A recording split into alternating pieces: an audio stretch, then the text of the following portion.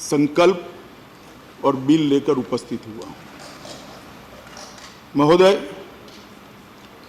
मैं जो 2 संकल्प और बिल लाया हूं, उसमें कई सारे सदस्यों ने कुछ शंकाएं व्यक्त करी हैं, कुछ अपने विचार रखे हैं, कुछ जेन्युइन कंसर्न भी सदन के पटल पर रखे हैं, कुछ अपनी पार्टी की विचारधारा को भी, लाइन को भी रखने का प्रयास किया है। मगर मैं सदन के सामने स्पष्ट करना चाहता हूं, एज अ लेजिस्लेटर, मैं जब दोनों संकल्प और बिल लेकर आया हूं, तो मैं मानता हूं कि जम्मू कश्मीर में एक लंबे रक्तपात भरे युग का अंत धारा 370 के समाप्त होने से बनेगा। सभापति महोदय, मैं इसके विषय में जाने के पहले आज हमारे प्रथम राष्ट्रीय अध्यक्ष और जिन्होंने धारा 370 को हटाने के लिए शहादत दी, वो श्यामा प्रसाद मुखर्जी को भी जरूर याद करना चाहता हूं। सभापति महोदय, मैं उन 41,849 लोगों को भी याद करना चाहता हूं जो कश्मीर के अंदर 89 से लेकर 2018 तक जो रक्तपात चला, इसकी भेंट चढ़ गई। कह रहे हैं, कुछ सदस्यों ने कहा कि इसका हिसाब कौन देगा, क्या होगा अंत? मैं पूछना चाहता हूं, ये 41,849 लोग घाटी के और कश्मीर के मरे, इसका हिसाब किसको देना है? और मुझे बहुत स्पष्टता है, ये 41,849 लोग, उनकी जान न जाती सभापति महोदय, अगर धारा 370 न होती। पूरे सदन ने अलग अलग प्रकार से अपने विचार रखे और धारा 370 और 35A पर बहुत सारी बातें करी, मगर ज्यादातर बातें टेक्निकलिटी पर करी। धारा 370 की उपयोगिता के लिए शायद कोई कुछ नहीं। किसी ने कहा कि इतिहास का हिस्सा है, भारत का वादा था, हमारा कमिटमेंट था, वगैरह वगैरह वगैरह। मगर धारा 370 से भारत और विशेषकर जम्मू कश्मीर, लद्दाख और विशेषकर घाटी को क्या प्राप्त होने वाला है, वो किसी ने नहीं बताया।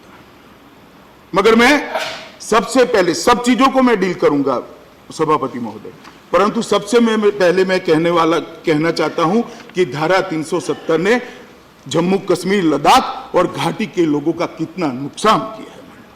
धारा 370 के रहते मैं आपको बताना चाहता हूं मान्यवर, कि अभी बताया कि 35 से और धारा 370 जाने से क्या हो जाएगा। मैं बताना चाहता हूं कि उदाहरण देकर, मान्यवर, देश का विभाजन हुआ, पाकिस्तान की रचना हुई, देश भर में पाकिस्तान से निराश्रित लोग आए, पाकिस्तान से शरणार्थी आए, कुछ पंजाब में गए, कुछ गुजरात में गए, कुछ महाराष्ट्र गए, कुछ जम्मू कश्मीर में भी गए। मान्यवर, जम्मू कश्मीर में जो पाकिस्तान के शरणार्थी गए, उनको आज तक नागरिकता नहीं मिली, वो वहां काउंसिलर भी नहीं बन सकते।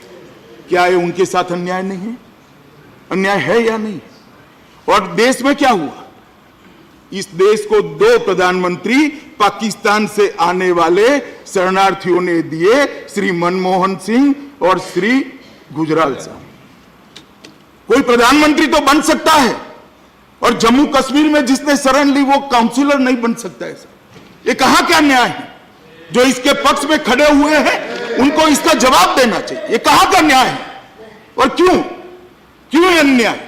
मान्यवर, ये कहते हैं कि 370 और 35 से जाएगी तो कयामत आ जाएगी, और 370 के कारण ही जम्मू कश्मीर भारत के साथ जुड़ा। मैं इसके बाद बताना चाहता हूं, मगर मैं आपके माध्यम से सदन के सभी सदस्यों को, देश को और विशेषकर घाटी की जनता को बताना चाहता हूं कि 370 ने जम्मू कश्मीर, लद्दाख और विशेषकर घाटी का क्या नुकसान किया। मान्यवर, 370 के कारण जम्मू कश्मीर में कभी भी लोकतंत्र परकोलेट नहीं हुआ। 370 और 35 के कारण भ्रष्टाचार बड़ा फला फूला, बड़ा पनपा और चरम सीमा पर पहुंचा।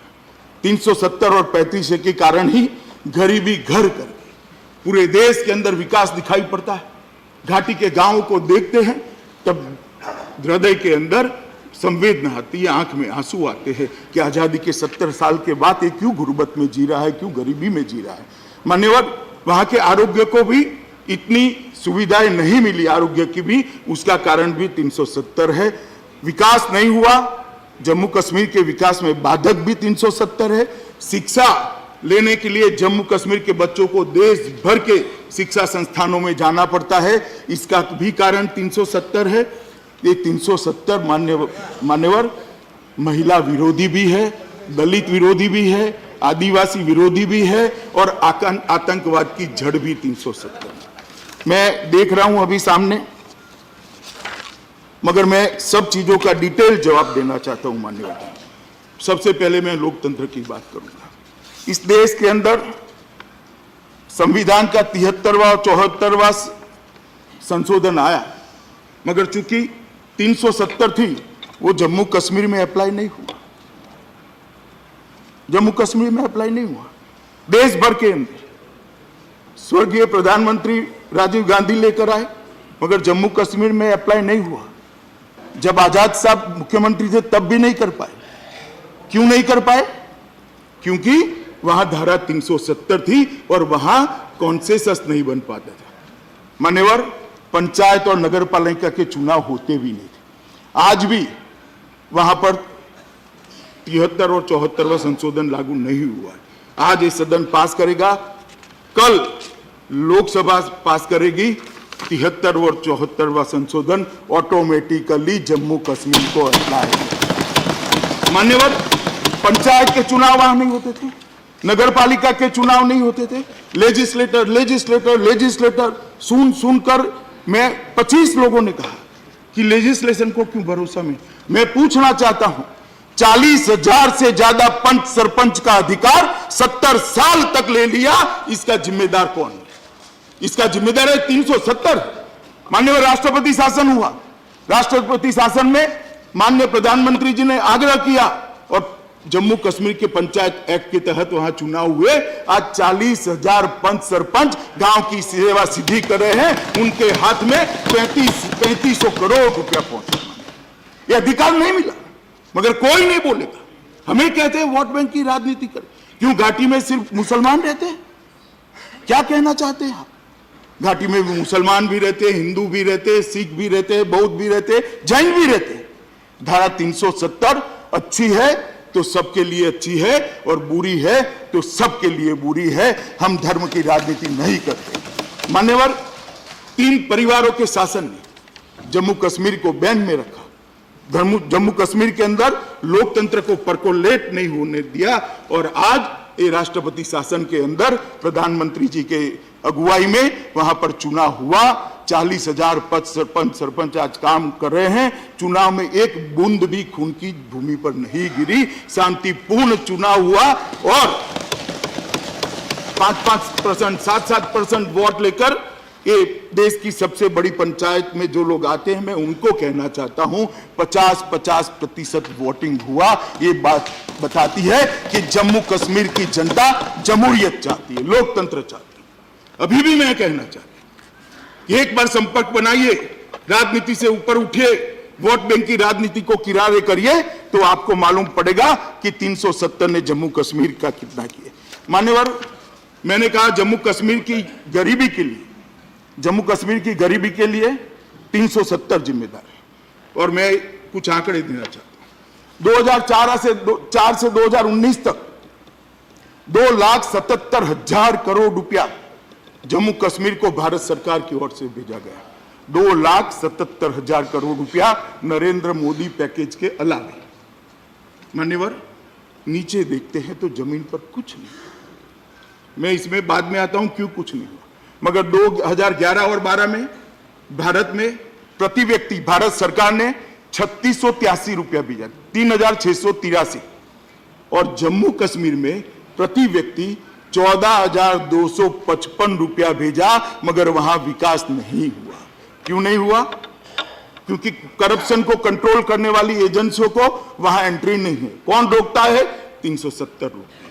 मान्यवर, 2017 से 18 भारत में प्रति व्यक्ति एवरेज 17-18 में 8,227 रुपया भारत सरकार ने भेजा और जम्मू कश्मीर में प्रति व्यक्ति खर्च 27,358 रुपया, मगर नीचे तक नहीं जाता क्योंकि धारा 370 ने मोनोपोली बनाई है। वहां का ही व्यक्ति बिजनेस कर सकता है। चंद लोग जो 3 परिवार के साथ जुड़े हैं, उन्होंने सीमेंट की एजेंसियां ले ली, लोहे की एजेंसियां ले ली। मान्यवर, मैं बताना चाहता हूं, सीमेंट वहां पर देश से 100 रुपया प्रति थैली महंगा है, 100 रुपया प्रति थैली महंगा। क्यों? क्योंकि किसी को बिजनेस करने की वहां परमिशन नहीं है, स्पर्धा ही नहीं होती है, और ये 3 परिवार का आशीर्वाद जिस पर होता है वही बिजनेस कर पाता है। मान्यवर, मैं पूछना चाहता हूं, जो 370 की वकीलात करते हैं उनको, ये रुपया कहां गया?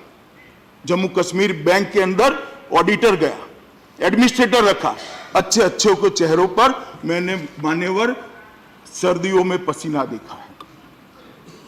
और ये जो हो हल्ला हो रहा है वो जम्मू कश्मीर के लिए नहीं हो रहा है, क्योंकि हो हल्ला इसलिए हो रहा है कि अब जांच शुरू हुई, वहां राष्ट्रपति शासन है, जांच शुरू हुई है, इसलिए हो हल्ला हो रहा है।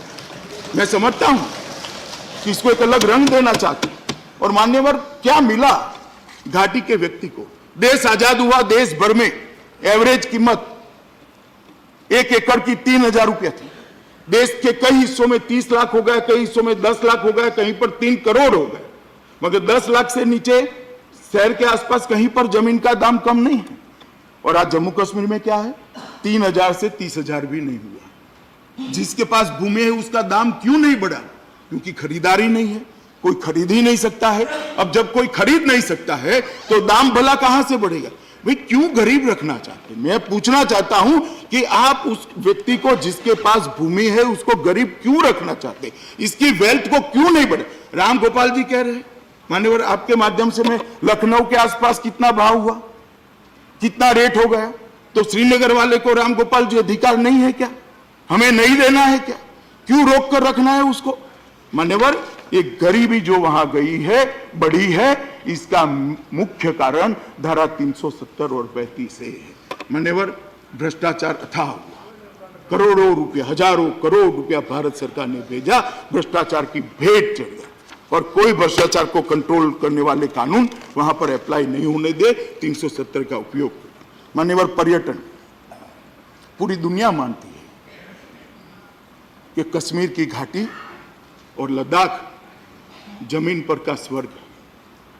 मुगल काल से सब लोग मानते हैं, मगर पर्यटन जितना बढ़ना चाहिए था वहां नहीं। बर्फ भी है, तालाब भी है, घाटी भी है, वन भी है, अपार और अथाह संभावनाएं पड़ी है पर्यटन की, मगर वहां पर पर्यटन नहीं बढ़ा क्योंकि कोई भी अच्छा होटल वहां भूमि ही नहीं खरीद सकता। और भला कौन जाएगा बाहर? पर्यटन की संभावनाओं को सीमित करने का काम धारा 370 ने। बड़ी बड़ी कंपनियां वहां जाना चाहती है, अच्छे होटल लगाना चाहती है, बहुत बड़ी ट्रैवल कंपनियां वहां अपना ऑफिस खोलना चाहती है, घाटी के अंदर खोलना चाहती है। खुल गई तो घाटी के लोगों को रोजगार मिलेगा, घाटी के युवाओं को कामकाज मिलेगा, वो टैक्सी चलाएगा, वहां नौकरी करेगा, कोई गाइड बनेगा। परंतु वहां इसलिए पर्यटन बढ़ नहीं सकता क्योंकि वहां पर 370 के कारण कोई बड़ी पर्यटन कंपनी, मतलब ट्रैवल एजेंसी वहां जा नहीं सकती है, कोई बड़ी कंपनी वहां होटल भी नहीं बने। वहां हजरतवाल है, शंकराचार्य है, वैष्णो देवी है, अमरनाथ है, ढेर सारी रिलीजियस टूरिज्म की संभावना भी वहां पर पड़ी है, मगर इसको ढंग से सभी संभावनाओं को उसका दोहन नहीं हो पाता है, उसको एक्सप्लोर नहीं कर, मानव विकास भी नहीं होता। कोई व्यक्ति आज जम्मू और कश्मीर में बड़ी इंडस्ट्री लगाना चाहता है तो मुझे जरा समझा दे, 370 के पक्ष में बोलने वाले, मैं थोड़ी देर ज्यादा बैठूंगा, वो कैसे लगाएगा? और बड़ी इंडस्ट्री नहीं लगेगी तो बेरोजगारी कैसे रुकेगी? कोई स्मॉल स्केल इंडस्ट्री वहां जाकर लगाना है, स्मॉल स्केल इंडस्ट्री भी पंजाब से जाकर, हिमाचल से जाकर, 35 है और 370 है, वो कहां से लगाएगा? क्यों आप मोनोपोली में आज भी कश्मीर को जकड़ कर रखना? मानवर, मैं आपके माध्यम से घाटी के युवाओं को भी कहना चाहता हूं, ये जो आपको स्वप्न दिखाते हैं 370 से घाटी का युवा का कोई भला नहीं होने वाला है, कुछ सियासतदानों का भला होने वाला है, कुछ पॉलिटिशियनों का भला। घाटी को कोई फायदा नहीं। कोई मुझे गिना दे क्या फायदा है, समझा दे क्या फायदा है। हाँ भाई, बिजली मिल जाएगी, चलो 370 चालू रखो। टॉयलेट मिल जाएगा, 370 चालू रखो। रोजगारी मिल जाएगी, 370 चालू रखो। तनख्वाह 5,000 मिलती है, 15,000 हो जाएगी, 370 चालू रखो। और संस्कृति भाषा, बाकी सारे राज्य, इतनी सारी रियासतें जुड़ गई, सबका संस्कृति भाषा विलोपित हो गया है क्या? विलोपित हो गया भारत में। आज महाराष्ट्र की संस्कृति नहीं बची, गुजरात की संस्कृति नहीं बची। मैं इस पर मान्यवर बाद में आता हूं। आरोग्य, हेल्थ, उसकी भी हालत वहां पर खस्ता हाल है, क्योंकि जिस प्रकार से आबादी बढ़ रही है देश भर में, सरकारें, इस देश का अकेली सरकार है, इस देश के हेल्थ को अप टू मार्क नहीं रख सकती। कई जगह पर पीपीपी मॉडल को स्वीकार किया गया, कई जगह पर प्राइवेट हॉस्पिटलों को लाया गया मान्यवर, मगर यहां ना पीपीपी मॉडल भी हो सकता है, ना प्राइवेट हॉस्पिटल भी हो सकता है। अगर किसी के प्रभाव से चले जाए तो चले जाए, मगर जब संपत्ति ही अपने नाम पर नहीं होती है तो कोई कैसे जाए? और क्या तर्क है इसके पीछे? आरोग्य को भी सुधरने नहीं देंगे हम। आज प्रधानमंत्री आयुष्मान भारत योजना आ गई, मगर अस्पताल कहां? उसको 5 लाख रुपया उपयोग करने का अधिकार मिल गया, नर्स कहां, डॉक्टर कहां? 35 है, कौन डॉक्टर वहां जाएगा? इसके बच्चे को ना वहां वो मताधिकार है, ना वो अपना मकान खरीद सकता है, ना अपनी भूमि खरीद सकता है, ना अपनी ढंग से वहां रहकर मतदान प्राप्त कर सकता है। कौन विश्व का बड़ा डॉक्टर वहां जाकर रहेगा? मुझे जरा 370 की वकालत करने वाले बताएं, कौन मुंबई से डॉक्टर वहां जाकर रहेगा? ओडिशा में ढेर सारे डॉक्टर जाते हैं, देश भर के जाते हैं, दुनिया भर के जाते हैं। गुजरात में दुनिया भर के डॉक्टर आते हैं, देश के आप, मगर उसको घर खरीद करने की वहां पर परमिशन है मान्यवर। वो अपने आप को सेफ महसूस करता है, उसको लगता है कि मैं 4 पैसा कमाऊंगा या इन्वेस्ट करूंगा तो वो सलामत है। कोई नहीं जाता मान्यवर, और इसके कारण ये आरोग्य पर भी ढेर सारी जो कमियां दिखती है, उसका मूल कारण भी 300। मैं बहुत शॉर्ट में आंकड़े के साथ में डिटेल में भी बता सकता हूं। आंकड़े तो मैं कल एक पत्र लिखकर गुलाम नबी साहब को भेजने भी वाला हूं कि भाई देखिए, आप भी पुनः विचार करिए जरा, अभी भी समय है। मान्यवर, शिक्षा, देश भर के 6 से 14 साल के बच्चों को शिक्षा का अधिकार 2009 में मिल गया। संविधान के अंदर सुधार हुआ, राइट टू एजुकेशन मिला। आज कश्मीर में नहीं है। मैं आपके माध्यम से जो लोग 370 के लिए बोलते थे, चाहे कपिल सिब्बल साहब हो, चाहे चिदम्बरम साहब हो, चाहे गुलाम नबी आज़ाद, क्यों कश्मीर के घाटी के बच्चों को शिक्षा का अधिकार नहीं मिलना चाहिए, इसका जवाब 370 के एडवोकेट्स ने देना चाहिए। क्यों नहीं मिला उनको वो अधिकार? क्योंकि यहां संविधान का हमने जो सुधार किया वहां स्वीकृत नहीं किया। अब कोई जरूरत नहीं है, कल अगर लोकसभा इसको पारित करती है तो ये शिक्षा का अधिकार कल रात से जम्मू कश्मीर के हर बच्चे को मिलेगा, हर बच्चे को मिलेगा। मान्यवर, प्राइवेट एजुकेशनल इंस्टीट्यूशन नहीं आते, क्यों जाएंगे वहां? कौन प्रोफेसर वहां पढ़ाने जाएगा? कौन अपना पैसा निवेश करेगा? इसके नाम पर तो संपत्ति नहीं हो सकती। एप्रिसिएशन होगा, वो उसको फायदा नहीं मिलेगा। कौन भला जाकर वहां कॉलेज? और क्यों पकड़ कर रखना चाहते हैं तुमसे? कारण क्या है? मैं नहीं समझ पाता मान्यवर। कोई कारण हो तो बताना चाहिए। आप अचानक बिल लेकर आए, हमें मौका नहीं दिया, हमें ये नहीं किया। मैं बताना चाहता हूं, हम तो साहब राष्ट्रहित का बिल लेकर आए थे। आप इंदिरा जी को इलाहाबाद के जजमेंट से बचाने का संवैधानिक सुधार उसी दिन लेकर, उसी दिन पारित कर इस देश की डेमोक्रेसी को, और हमें उपदेश देते हैं मान्यवर। मैं बताता हूं, मैं तो जो बिल को पायलट कर आया हूं मान्यवर, मैं तो जो बिल को पायलट कर आया हूं, वो बिल के अंदर मैं मानता हूं, मतभेद हो सकता है, मैं मानता हूं 370 और 35 से हटाने से घाटी का, जम्मू का, लद्दाख का भला होने वाला है। और साच अर्थ में जम्मू कश्मीर ये 370 और 35 से हटने के बाद मान्यवर भारत का अभिन्न अंग बनने वाला। शेड्यूल बता दें, शेड्यूल 1 में जम्मू कश्मीर राज्य है। गुलाम नबी साहब ने बताया कि शेड्यूल 1 में जम्मू कश्मीर राज्य है। मैं पूछना चाहता हूं, जम्मू कश्मीर राज्य है वो तो मैं मानता हूं, मगर मुझे बताइए कि भारत की दोनों संसद जो कानून पारित करती है वो जम्मू कश्मीर में अप्लाई होता है क्या? जम्मू कश्मीर के नागरिकों को उसका फायदा मिलता है क्या? सरकारें कानून सरकार चलाने के लिए नहीं बनाती, सरकारें कानून नागरिकों के भले के लिए बनाती है, भले के लिए। और अगर नागरिकों के भले के लिए इस देश की संसद ने, दोनों सदनों ने कोई कानून को पारित किया मान्यवर, वो वहां पहुंचता ही नहीं। गुलाम नबी साहब ने मान्यवर मुझे कहा, मुझे एड्रेस कर कर कहा कि इंटरस्टेट शादियां होने लगी। अब सुनते नहीं है साहब, मेरा थोड़ा गुलाम नबी साहब सुन ले मान्यवर। उन्होंने कहा इंटरस्टेट शादियां हो रही। मुझे बताइए साहब, इंटरस्टेट जम्मू कश्मीर की बच्ची ने किसी ओडियावासी से शादी कर दी तो उसको और उसके बच्चों को वहां पर कोई अधिकार मिलने वाला है क्या?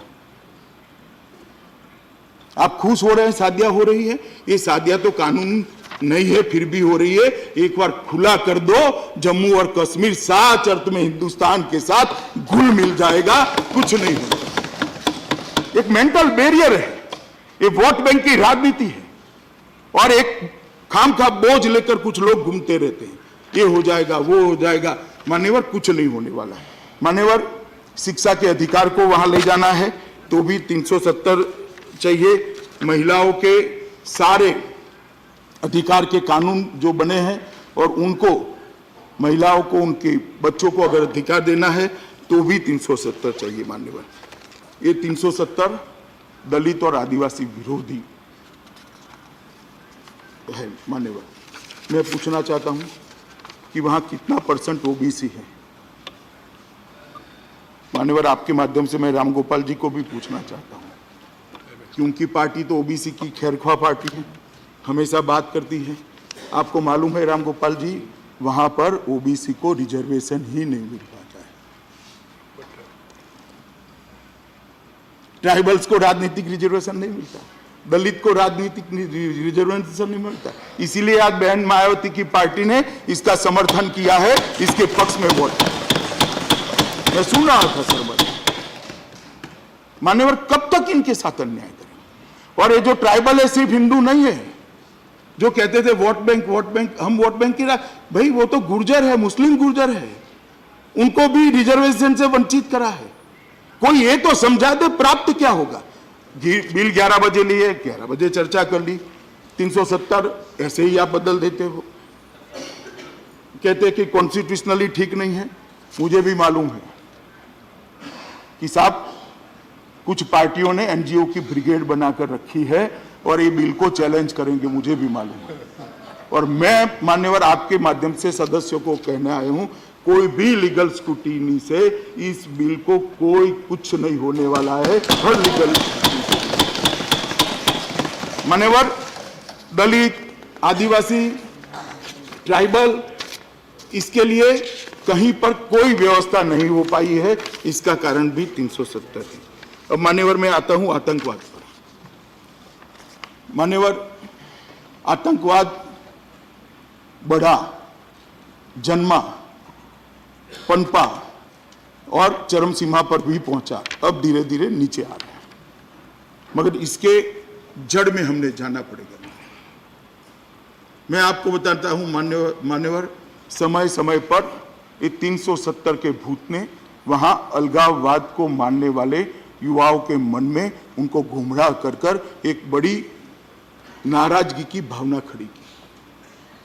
नाराजगी की भावना पाकिस्तान ने उसका उपयोग किया और देश में जम्मू कश्मीर में आतंकवाद देश से कई गुना ज्यादा बढ़ा। मान्यवर आज तक 41,400 से ज्यादा लोग मारे गए। क्यों मारे गए?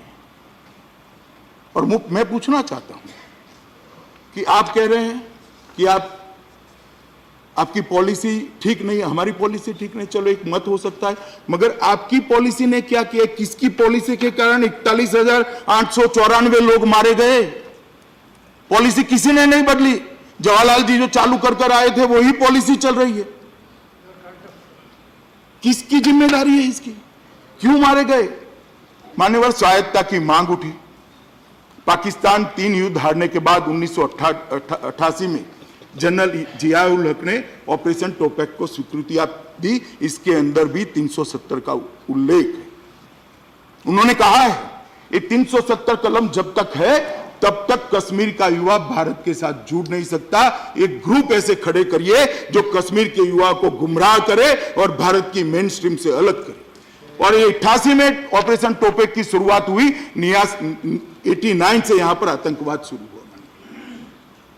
और मैं पूछना चाहता हूं कि पाकिस्तान तो पूरे पाक प्रेरित जो ग्रुप्स हैं, आतंकवादी हैं, वो तो पूरे देश में आतंकवाद फैलाना चाहते हैं। क्यों राजस्थान का युवा गुमराह नहीं होता? क्यों गुजरात का युवा गुमराह नहीं होता? गुजरात में भी पाकिस्तान की बॉर्डर है। क्यों उड़ीसा का युवा गुमराह नहीं होता? क्यों बिहार का युवा गुमराह नहीं होता? क्योंकि वहां 370 नहीं है, वहां कोई अलगाववाद का भूत नहीं।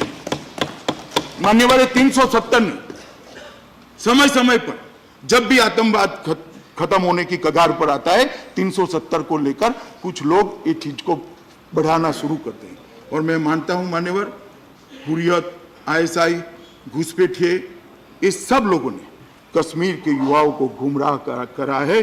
और 1990 से 2018 तक 41,894 लोगों को अपने जान से हाथ धोने पड़े हैं। मान्यवर, यह आंकड़ा छोटा नहीं है। रक्तपात हो जाएगा, ये हो जाएगा। क्यों ऐसी शुभकामनाएं देते हैं भैया?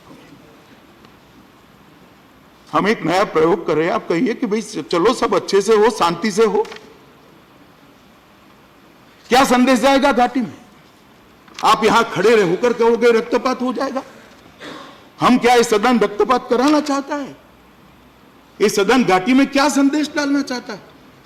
कि आप जीते रहो 18वीं सदी की व्यवस्थाओं में? उनको अधिकार नहीं है 21वीं सदी की व्यवस्थाओं के अंदर जीने का? और साहब, ये जो लोग उकसाते हैं ना, उनके बेटे बेटियां सब लंदन और अमेरिका में के अंदर पढ़ाई करते हैं। लंदन और जरा पढ़े वहां की स्कूल के अंदर, जरा पढ़े वहां की कॉलेज के अंदर, तब मालूम पड़ेगा धारा 370 क्या है। 370 के जितने एडवोकेट्स हैं, इनके बेटे कहां पढ़ते हैं, पूछिए साहब। उनको चिंता नहीं है, क्योंकि अपने तो सब कर लिया अच्छे से। मगर घाटी के युवा को आज भी अनपढ़ रखने के लिए, घाटी के युवा का विकास न करने के लिए ये 370 एक बहुत बड़ी बाधक है। और मैं स्पष्टता से मानता हूं मान्यवर, जब तक 370 और 35 से है, कश्मीर के अंदर से आतंकवाद की समाप्ति नहीं हो सकती है, नहीं हो सकती। निहायत जरूरी है कश्मीर को आतंकवाद से मुक्त करने के लिए कि धारा 370 लाई जाए। हम मोदी जी के नेतृत्व में जो सरकार चल रही है, हम घाटी के युवाओं को मान्यवर गले लगाना चाहते हैं, उसको एक अच्छा भविष्य देना चाहते हैं, अच्छी शिक्षा देना चाहते हैं, अच्छी स्वास्थ्य की सुविधाओं देना चाहते हैं। वहां इंडस्ट्री लगेगी, उसको रोजगार मिलेगा। वहां टूरिस्ट जाएंगे, उसको रोजगार मिलेगा। उसको संपन्न बनाना चाहते हैं। बाकी भारत के अंदर जिस प्रकार से विकास हुआ है, उसी तरह से कश्मीर के अंदर विकास हो, इसके लिए ये 370 का ऑब्स्टेकल निकालना जरूरी है। और मैं आज भी कहना चाहता हूं मान्यवर, आज भी कहना चाहता हूं कि जवाहरलाल नेहरू जी ने भी कहा था कि 370 चिंता मत करो, घिसते घिसते घिस जाएगी। मगर 370 को इतने जतन से संभाल कर रखा, 70 साल हुए, घिसी नहीं। और आप मुझे बताइए, ये टेम्पररी प्रोविजन है, सब स्वीकार करते हैं। टेम्पररी शब्द 70 साल तक चल सकता है क्या? कब जाएगा, कैसे जाएगा? ये टेम्पररी प्रोविजन को कब तक चलाना है? और आप कह रहे हो, कुछ सदस्यों ने कह दिया, मेरा तो आग्रह है मान्यवर, इस प्रकार की बातों को आपने रिकॉर्ड पर से दूर कर लेना चाहिए, इसका संज्ञान लेना चाहिए। सरदार पटेल ने देश के अंदर 650 से ज्यादा रियासतों को जोड़कर अखंड भारत बनाने का प्रयास किया। और आप कह रहे हो कि वो मैं रिकॉर्ड साफ कर दूं, जम्मू कश्मीर को कभी सरदार पटेल ने डील नहीं किया था। सरदार पटेल ने डील किया जूनागढ़ को, आज भारत में है, विदाउट 370 है। डील किया हैदराबाद को, भारत में है, विदाउट 370 है। जम्मू कश्मीर को डील किया पंडित नेहरू ने। और विथ 370 है, और आज हम भी कर रहे हैं। नहीं, सरदार पटेल के पास ये मसला था ही नहीं। मैं मेरे मंत्रालय की फाइल 360A के मामले में आहिंगर और सरदार पटेल बराबर जो कॉन्स्टिट्यूएंट असेंबली नहीं, मैं 370 की बात नहीं कर रहा।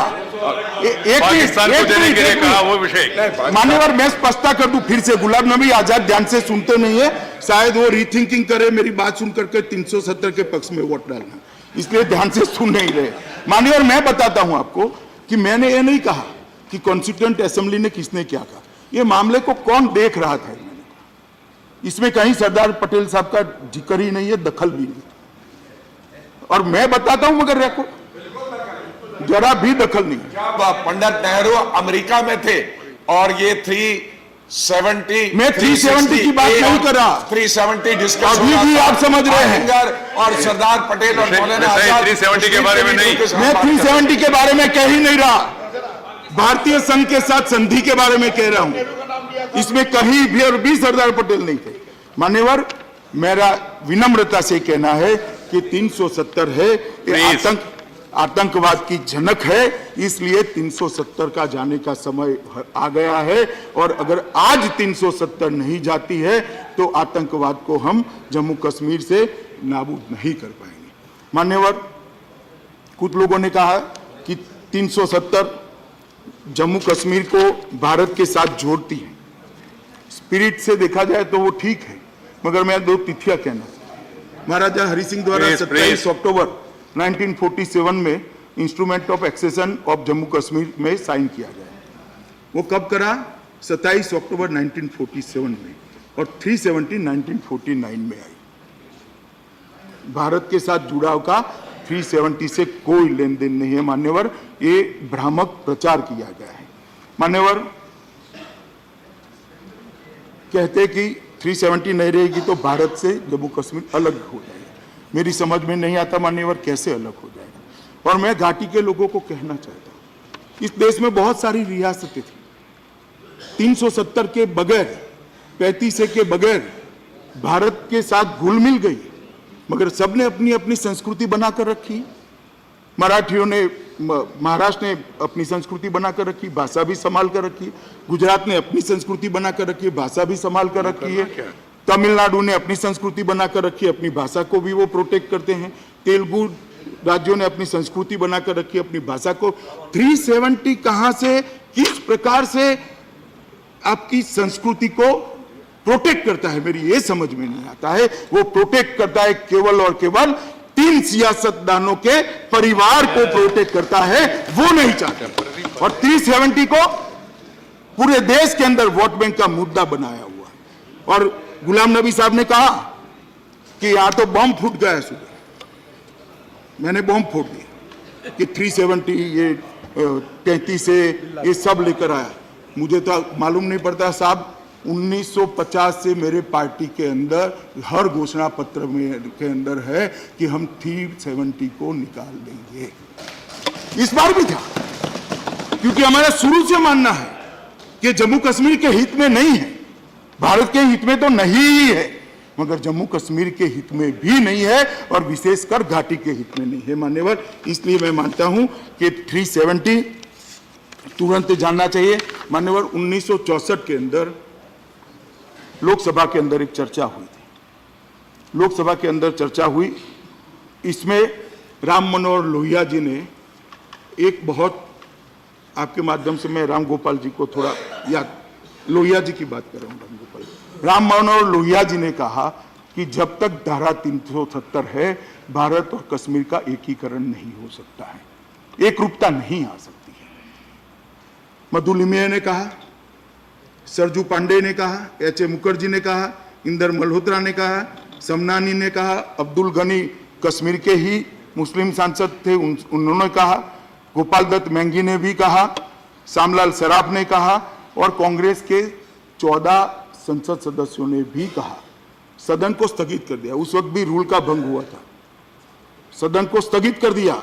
दूसरे दिन व्हीप डाला, और व्हीप डालकर कांग्रेस के लोग इसके पक्ष में वोट न डाले, इसकी व्यवस्था कर चर्चा हुई। मगर उस वक्त इस देश के गृहमंत्री, तत्कालीन गृहमंत्री गुलजारी लाल नंदा ने कहना पड़ा। बहुत सारे सदस्यों की भावना है, हम अभी ये उचित समय नहीं है, कुछ ही समय के अंदर इस पर सोच विचार कर कदम उठाएंगे, संवैधानिक कदम उठाएंगे। मेरा जन्म 64 में हुआ था, सब 55 साल चले गए। ये उचित समय आया नहीं।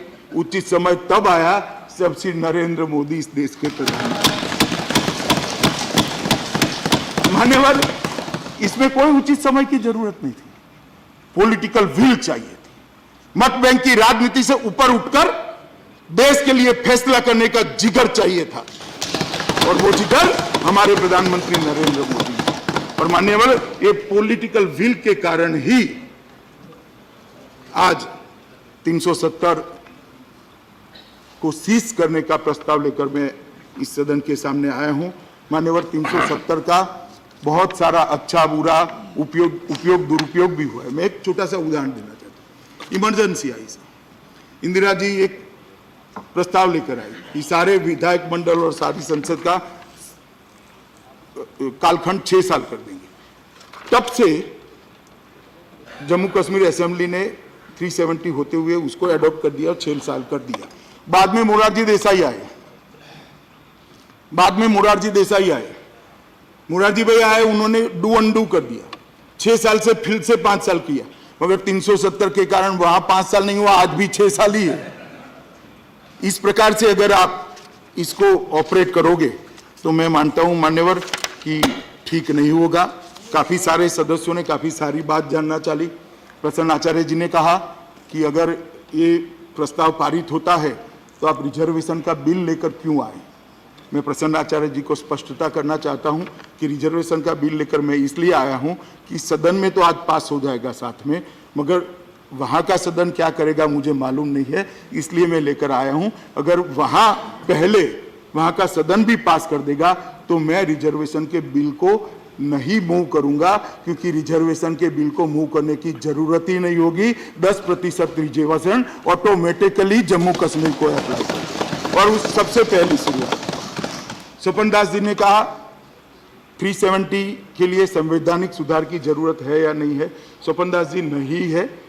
अगर सभापति महोदय कहते हैं तो मैं पूरा कॉन्स्टिट्यूशनल पोजीशन भी सदन के सामने रखने के लिए तैयार हूं, मगर ये नहीं है। उन्होंने कहा कि कब तक ये यूटी रहेगा।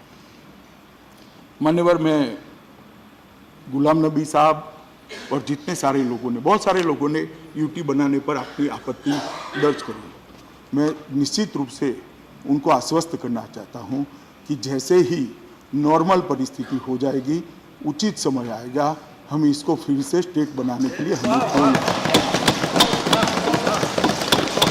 और मैं आज इस सदन से के माध्यम से जम्मू कश्मीर की जनता को भी कहना चाहता हूं, जम्मू कश्मीर भारत का मुकुटमणि है और इसमें हमें कोई मतभेद, कोई दिक्कत नहीं। जब भी उचित समय आएगा, मगर जिस प्रकार के भाषण हो रहे हैं आज, मुझे लगता है कि थोड़ा लंबा समय जाएगा, क्योंकि ये भाषण बाद में घाटी में भी होने वाले हैं। अगर स्थिति नॉर्मल होती है तो हमें कोई ज्यादा इसको लंबा करने में कोई शौक नहीं है, ना हम करना चाहते हैं। वाइको जी ने कहा कासावो बन जाएगा कश्मीर। वाइको जी आश्वस्त रहिए, कुछ कासावो नहीं हो जाएगा। ये स्वर्ग था, है और रहने वाला। कासावो नहीं बनने देंगे, आप चिंता मत करिए। आपको वही करना है। श्रीमान शिवा ने कहा कि भाई ये बाकी सारे राज्यों के अंदर भी ये रूट आप लेंगे। मैं माननीय सदस्य शिवा जी को और सारे सदन को आश्वस्त करना चाहता हूं, बाकी कोई राज्य में 370 नहीं है, इस प्रकार की विशिष्ट परिस्थिति भी नहीं है। ढेर सारे विभाजन आजादी के बाद हुए हैं, हमने भी करे। हमने उत्तराखंड बनाया, हमने झारखंड बनाया, हमने छत्तीसगढ़ बनाया, आपने आंध्र और तेलंगाना बनाया। और मुझे इतने सारे सलाह देते हैं मान्यवर, मैं उनको आंध्र तेलंगाना के डिवीजन का दृश्य जरा आंख बंद कर याद करे कैसे करा था। मैं तो सिर्फ उस दिन बिल, आज बिल लाया और आज पारित करने का आग्रह किया। आपने आपके विशेषाधिकार का उपयोग करके मुझे अनुमति दे दी, कृपा हो गई आपकी, तो मैं बिल पास कर रहा हूं। आपने तो सार्जेंट से उठाकर सबको बाहर डाला, दरवाजे बंद करे, टीवी बंद करा और उसके बाद में आंध्र और तेलंगाना बनाया था, जो आज में नहीं। तो हमें मत समझाइए कि किस तरह से होता है। मान्यवर गुलाम नबी आजाद साहब ने कहा कि हजारों विधवा हुई हैं कश्मीर की 370 को बचाने के लिए। 370 को बचाने के लिए या कश्मीर को बचाने के लिए कम विधवा हुए गुलाम नबी आजाद साहब, विधवाएं जरूर हुई हैं। 41,000 से ज्यादा लोग मारे गए हुई हैं, मगर 370 के कारण। और मैं स्पष्ट संदेश देना चाहता हूं घाटी के लोगों को, 70 साल तक 370 के साथ जिए। ये 370 के वादों को कांग्रेस सरकारों ने बार बार दोहराया, गुमराह किया। मैं कहता हूं हमें 5 साल दे दीजिए, हम कश्मीर को देश का सबसे ज्यादा विकसित राज्य बनाएंगे। मैं कश्मीर घाटी के युवाओं को कहना चाहता हूं, भरोसा करिए नरेंद्र मोदी जी की सरकार पर, कुछ नहीं होने वाला। ये बरकरार रहे हैं, गुमराह कर रहे हैं, जो आपको अपनी पॉलिटिक्स के लिए कर रहे हैं, उनकी मत सुनिए। मैं कहना चाहता हूं आपके माध्यम से मान्यवर कश्मीर के युवाओं को कि एक 5 साल के अंदर कश्मीर के अंदर परिवर्तन आएगा, तब जाकर आपको मालूम पड़ेगा कि 70 साल जो चीज को लेकर निकले वो चीज ही ठीक नहीं, तब जाकर मालूम पड़ेगा। मान्यवर बाद में फाइनल सॉल्यूशन के बारे में टिप्पणियां की, मगर मैं मानता हूं मान्यवर, मैं फिर से रिपीट करना चाहता हूं, एक सदस्य ने कहा था कि ये कश्मीर समस्या का फाइनल सॉल्यूशन है। मान्यवर समय जरूर लगेगा, मगर रास्ता 370 का रिमूवल ही रास्ता है और कोई रास्ता नहीं है, ये मैं निश्चित रूप से मानता हूं मान्यवर। और दूसरा,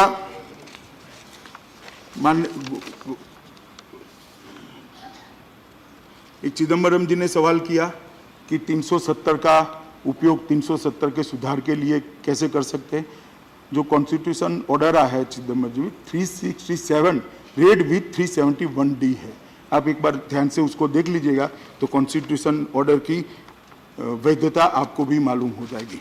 मान्यवर, मैं आज इस भाषण के अंदर कोई पॉलिटिक्स करना नहीं चाहता, मेरे पास बहुत सारा मटेरियल है, परंतु मैं बड़े भाव के साथ आज ट्रेजरी बैंक के बेंच के और विपक्ष के दोनों सदस्यों को कहना चाहता हूं कि अलग अलग रास्तों से धारा 370 के साथ कश्मीर के अंदर सामान्य स्थिति लाने का प्रयास सबने अपने अपने तरीके से मन से करा है। मैं कोई ऐसा नहीं कहता कि किसी ने मन के बगैर किया, आधा अधूरा करा है, सबने मन से करा है, मगर कश्मीर के अंदर सामान्य स्थिति नहीं हुई है, ये वास्तविकता को हमने स्वीकारना पड़ेगा। आज मैं ये जो 2 संकल्प और विधेयक लेकर आया हूँ, मुझे लगता है कि कश्मीर की समस्या के समाधान का रास्ता यहीं से होकर निकलेगा, मुझे विश्वास है मान्यवर। तो मैं सभी को कहता हूँ कि हम सब वोट बैंक की राजनीति से ऊपर उठ जाएं, हम सब वोट बैंक की राजनीति से ऊपर उठ जाए और कश्मीर को नॉर्मल होने के लिए सरकार की भी सहायता करे, कश्मीर के युवाओं को भी सहायता करे और कश्मीर के लिए जो अच्छा सोचते हैं वो सब लोग एकत्रित आकर ये धारा 370 हटाने का जो कदम हुआ है वो कदम को हम लेकर जाएं कश्मीर की जनता के बीच में।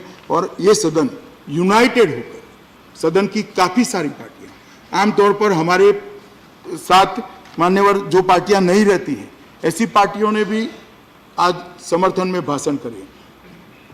आप पार्टी ने किया है, बसपा ने किया है, YSRCP ने किया है, TDP ने किया है, बहुत सारे लोगों ने, आज BJD ने किया है, बहुत सारे लोगों ने पक्ष में भाषण दिए और सब लोग मानते हैं। AIDMK ने भी किया, AIDMK ने, AIDMK ने भी किया। और मान्यवर में जो नया जोड़ा उनका नाम ले रहे हैं भाई, अब पुराना है मान्यवर। और मैं सबको ये भी बात कहना चाहता हूं, रात को घर पर जाकर सुबह के टीवी के कार्यक्रम देखिए, देश की जनता एक मुख से मानती है कि 370 के जाने से कश्मीर हमेशा के लिए स्वस्थ हो जाएगा, अच्छा हो जाएगा, इसकी समस्या का समाधान हो जाएगा। जब जनता का इतना बड़ा दृढ़ विश्वास है तो आज जनता का विश्वास देखकर मान्यवर मेरा भी विश्वास बहुत बड़ा है।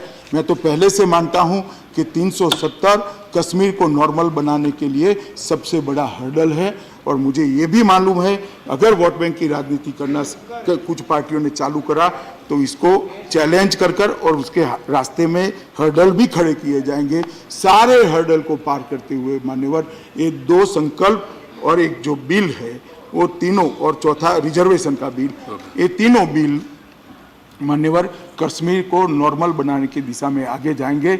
और मुझे भरोसा है कि कुछ ही दिनों में हम हंसता डोलता खेलता कश्मीर देखेंगे, और ये जो बम धमाके, गोलियां, बंदूकें और आतंकवाद जो वहाँ दिख रहा है उसकी जगह हंसते खेलते बच्चे स्कूल के अंदर जाएंगे, बूढ़ों का इलाज भी होता होगा, युवाओं को रोजगारी भी मिलती होगी, और दाल लेक के अंदर कोई भी नागरिक किसी भी प्रकार के डर के बगैर आराम से अपने परिवार के साथ जा पाएगा। ऐसे कश्मीर की हम रचना करेंगे। तो मैं सभी को निवेदन करना चाहता हूं कि कृपया इस दोनों संकल्पों का और बिल का दोनों आप समर्थन करिए और एक अच्छा मैसेज कश्मीर के अंदर हम डालिए।